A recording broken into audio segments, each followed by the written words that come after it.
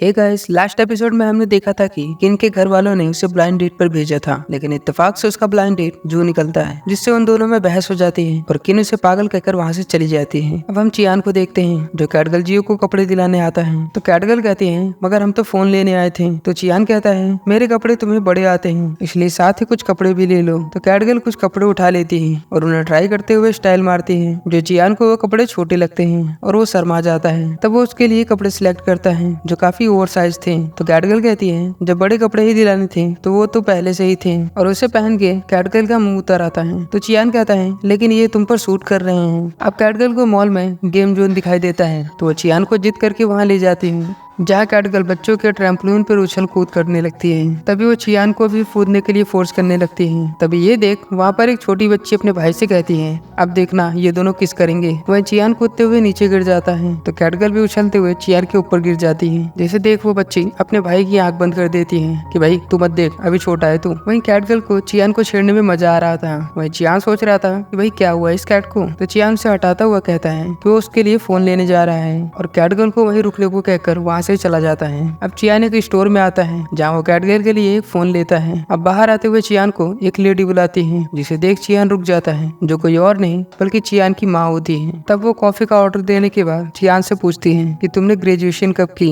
तो चियान कहता है कि उसकी ग्रेजुएशन कई साल पहले हो गई, जिस पर चियान की माँ शॉकिंगली कहती है कि उसे याद ही नहीं रहा कि अब वो 26 साल का हो गया है। फिर वो चियान की लाइफ और काम के बारे में पूछने लगती है, जिस पर चियान कहता है कि वो एक बुक स्टोर चलाता है। फिर उसकी माँ उसके बचपन के बारे में बताने लगती है कि उसे शुरू से ही बुक्स पढ़ना पसंद था, और साथ ही चियान की माँ कहती है कि अगर तुम्हें कभी भी हेल्प चाहिए हो तो मुझे बताना। जिस पर चियान कहता है मैं ठीक हूँ। वहीं पर उस लेडी का स्टेप सन यानी सौतेला बेटा जेंगी उन्हें साथ देख लेता है। इधर चियान अपनी माँ से पूछता है कि आप कैसी है, जिस पर उसकी माँ जवाब नहीं देती। फिर चियान वहाँ से उठकर जाने लगता है, लेकिन उसकी माँ उसे रोकते हुए कहती है कि हम कितने सालों बाद मिले हैं और मुझे तुमसे ढेर सारी बातें करनी है, और उससे बात करते हुए भावुक हो जाती है। तब चियान कहता है कि क्या आपको सच में मेरी परवाह है, और ये कहकर वो वहाँ से चला जाता है। तभी वहाँ उस लेडी का स्टेपसन जेंगी आता है, जो उससे कहता है कि क्या इत्तेफाक है आप और चियान एक साथ। तो वो लेडी कहती है कि उसे चियान से मिले सालों हो गए जब से उसने उसे छोड़ा था। जिस पर वो कहता है कि इन सब से मेरे बिजनेस पे फर्क नहीं पड़ना चाहिए, और काफी रूड बिहेव करते हुए वहाँ से चला जाता है। वहीं इधर चियान बाहर आता है, जहाँ हमें उसके बचपन का फ्लैशबैक दिखाया जाता है, जहाँ चियान की माँ उसके लिए कुछ पैसे छोड़कर जा रही होती है। जिसे चियान ये सब देख लेता है और अपनी माँ के पीछे जाता है। तो उसकी माँ उससे कहती है कि वो उसे छोड़कर नहीं जाना चाहती,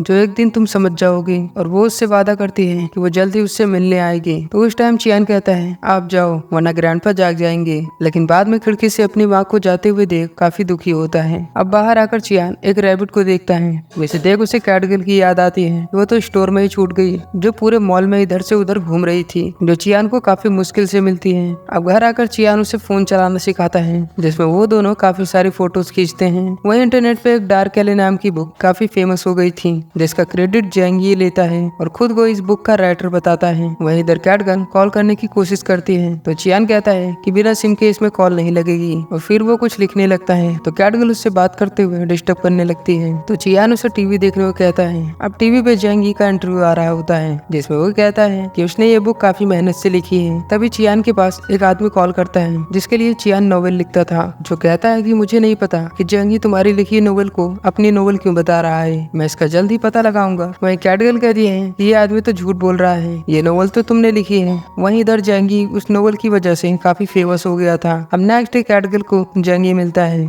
जो कि चियान की शॉप को ढूंढ रहा था। कैटगर्ल जियो स्टोर में आकर चियान से कहती है कि वही टीवी वाला आदमी रास्ते में मिला था, जो इस बुक स्टोर के बारे में पूछ रहा था। तो मैंने उसे गलत रास्ता बता दिया कि आगे से लेफ्ट जाओ, वहाँ काली बिल्डिंग दिखेगी, फिर वहाँ से राइट जाओ तो दिल्ली का डंप यार्ड दिखेगा, फिर राइट लेफ्ट करके उसे काफी दूर भेज दिया, जिसे सुन चियान को हंसी आ जाती है। तो कैटगर्ल जियो कहती है क्या तुमने अभी स्माइल किया। तो चियान अपना फेस उससे छुपाने लगता है। वही इधर जेंगी रास्ते में भटक रहा होता है, तो आखिर में उसे चियान की शॉप मिल जाती है। अब उसे देख कैटगर्ल बुक शेल्फ के पीछे छिप जाती है। तो चियान जेंगी से कहता है कि बुक खरीदने आए हो तो वहाँ पे बुक है। तो जेंगी कहता है कि मैं यहाँ कुछ काम की बातें करने आया हूँ। तो चियान कहता है कि क्या। तो जेंगी कहता है कि मैं तुम्हारे टैलेंट की कदर करता हूँ, इसलिए मैं चाहता हूँ कि तुम हमारे साथ काम करो। हो। तो चियान कहता है मुझे इसकी कोई जरूरत नहीं, तुम जा सकते हो। तो जैंग कहता है कि आखिर कब तक ऐसे ही रहोगे? अगर तुम नॉवल के अगले सीरीज के बारे में लिखोगे तो मैं तुम्हें जितने पैसे चाहिए उतने दूंगा, इसमें हम दोनों का भला होगा। लेकिन चियान उसके इस ऑफर को मना कर देता है। तब जैंग ही कहता है कि क्या तुम मेरी स्टेप मॉम से मिले थे? जब से वो घर आई हैं वो तुम्हारे करियर के बारे में सोचती रहती हैं। उन्होंने तुम्हें छोड़ के मेरे डैड से शादी की ताकि एक बेहतर लाइफ मिल सके। क्या तुम उन्हें प्राउड फील नहीं करना चाहते? तो चियान नाराज होकर कहता है कि मैं तुम्हारे साथ काम नहीं करना चाहता।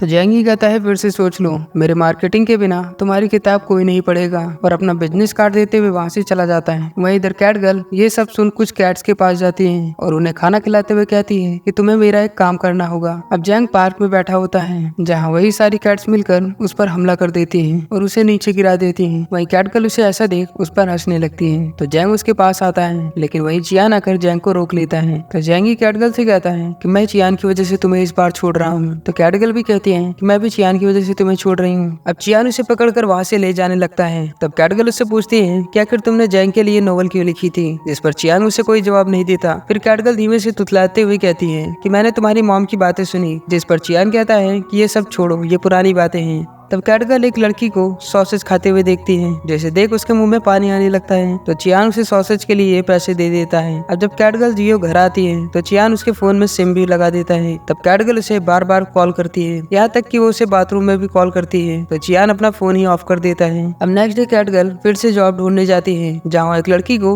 एक प्यारी सी ड्रेस पहने देखकर उसके पीछे जाने लगती है और एक स्टोर में आ जाती है जहाँ उसे एक ड्रेस पसंद आ जाती है। तो वो उसे ट्राई करने लगती है। वहीं लिनो कुछ गुंडों से बचकर भाग रहा होता है, जो भागते भागते उसी रूम में आ जाता है जहाँ कैट गर्ल अपनी ड्रेस ट्राई कर रही थी। तो कैट गर्ल चिल्लाने की कोशिश करती है, लेकिन लिनो उसका मुंह बंद कर देता है। वहीं बाहर वो गुंडे भी आ जाते हैं जो लिनो के बारे में एम्प्लॉय से पूछने लगते हैं। तो एम्प्लॉय कहती है कि उसने किसी आदमी को यहाँ नहीं देखा। तब वो गुंडे उस रूम को चेक करने को कहते हैं जिसमें कैट गर्ल थी। तो वहाँ की एम्प्लॉय उनसे कहती है कि इसमें हमारी कस्टमर है। वही अंदर कैट गर्ल लिनो से पूछती है कि तुम यहाँ क्या कर रहे हो? तभी बाहर खड़ी एम्प्लॉय कैट गर्ल से पूछती है कि अंदर कोई और तो नहीं? तो कैट गर्ल कहती है नहीं, लेकिन वो गुंडे गेट तोड़ने लगते हैं। तो लिनो कहता है प्लीज मेरी हेल्प करो, और ये कहते हुए कैट गर्ल के कपड़े के अंदर छुप जाता है, जिसे कैट गर्ल मारती है, लेकिन फिर भी वो बाहर नहीं निकलता। अब वो गुंडे जब गेट खोलते हैं तो सिर्फ कैट गर्ल ही दिखती है। तो वो वहाँ से चले जाते हैं। तो कैट गर्ल गुस्से में कहती है ओए बाहर निकल।